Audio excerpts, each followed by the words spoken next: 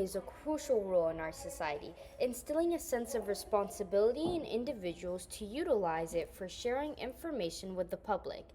There are instances when the government takes away that right, such as the Panama Papers, Juneteenth, the country of North Korea, and the Spanish flu. It is its right of the people to inform about their environment and the ongoing conflict affecting their country. Additionally, they must hold those in power accountable for any misinformation that they provide or for withholding important information from the public. There are multiple times throughout history that situations where the government does lie and control the media. The Panama Papers were a massive leak of documents that revealed complicated but important issues like tax evasion, money laundering, and corruption. They revealed how the rich and politicians made use of secretive tax havens to hide their wealth and assets from legal financial liability and ethical standards. The leak, made up of more than 11 million documents from the Panamanian law firm Mossack Fonseca, outlined the financial moves and shady dealings of a lot of people, including a dozen current or past world leaders, 128 public officials, politicians, and hundreds of celebrities and wealthy people. Juneteenth, celebrated on June 19th, marks a significant chapter in American history. The emancipation of enslaved individuals in the United States. It symbolizes hope, freedom, and the relentless struggle for equality. News reporters faced limitations in sharing information. Vital updates about freedom were often kept hidden from enslaved individuals. Many slaveholders withheld news to maintain control, fearing rebellion. Reporters struggled against censorship and danger as spreading the truth could lead to severe consequences. This left many unaware of their emancipation until much later on. The delayed news of freedom served as a reminder of the power of information.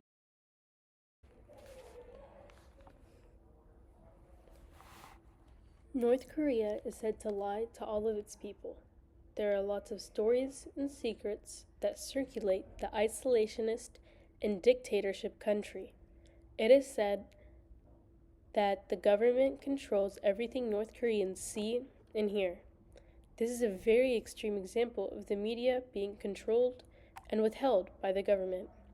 In an ABC News interview with Yunomi Park, a North Korean defector, she says the words, "nothing to envy," are repeated consistently throughout the country. She describes how the government consistently lies to them, saying that the world is not a good place and that they should be grateful for living in such an amazing country, that North Korea is the best at everything. They would fake events and control the media completely. It is also said that North Korea denies its people access to media from other countries. If someone is found with perhaps a foreign movie or piece of literature, they could be put to death. Many are publicly executed for the consumption or spreading of South Korean films. The government has responsibility of giving people access to information and media without the interference of it. The government of North Korea stripped the rights of its citizens and the press. The people of North Korea and the rest of the world deserves to know what happens in the government. They have the right to freedom of the press without interference from the government. Nor should the government be withholding information from its citizens.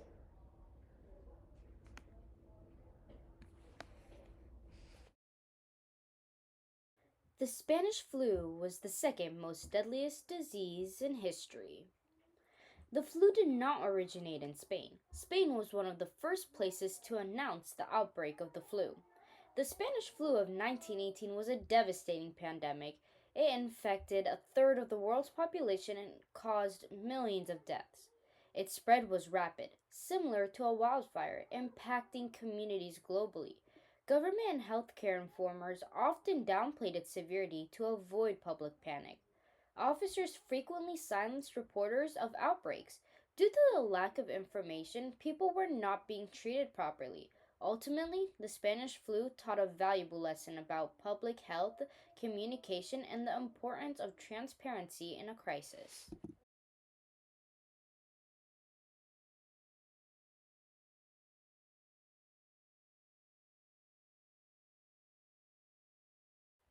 We had the honor of interviewing Evan Axelbanks from Fox 13.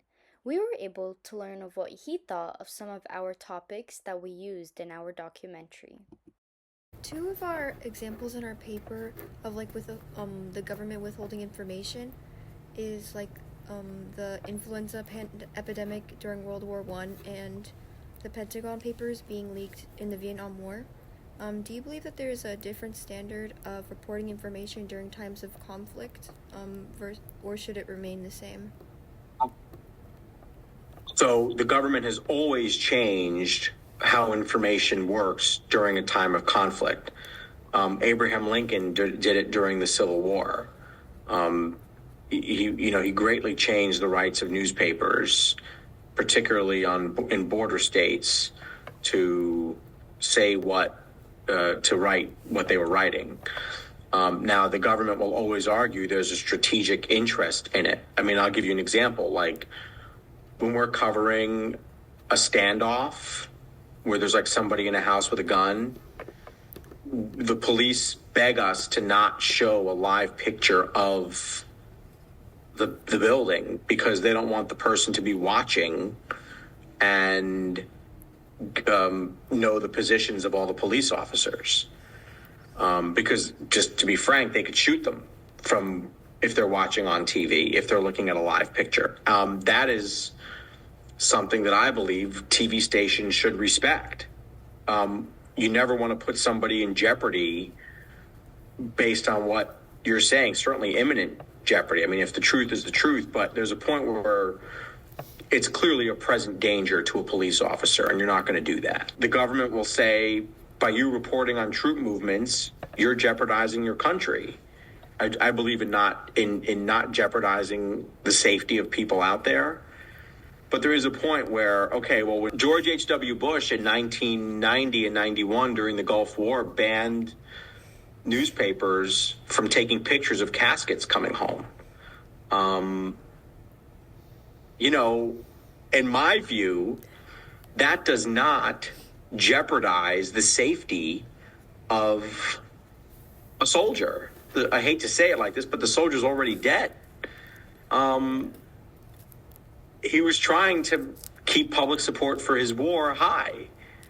In my view, that goes too far in restricting the press because it's a picture. How can a picture that's published in a newspaper the next day, how can that truly jeopardize the country's objectives? Clearly, the truth is that casket was there.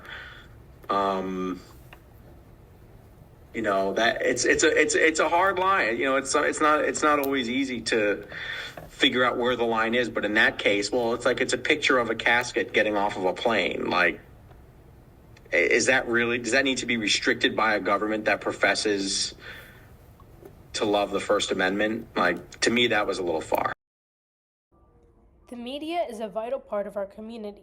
It keeps people informed and notified of the current events in the world. Too many times, this right is taken away. During Juneteenth, slave owners withheld the fact that slavery was abolished from slaves. When the Spanish flu occurred, so did the death of millions because they weren't aware it existed. When the Panama Papers were released, justice was served because lies and hidden secrets were spilled.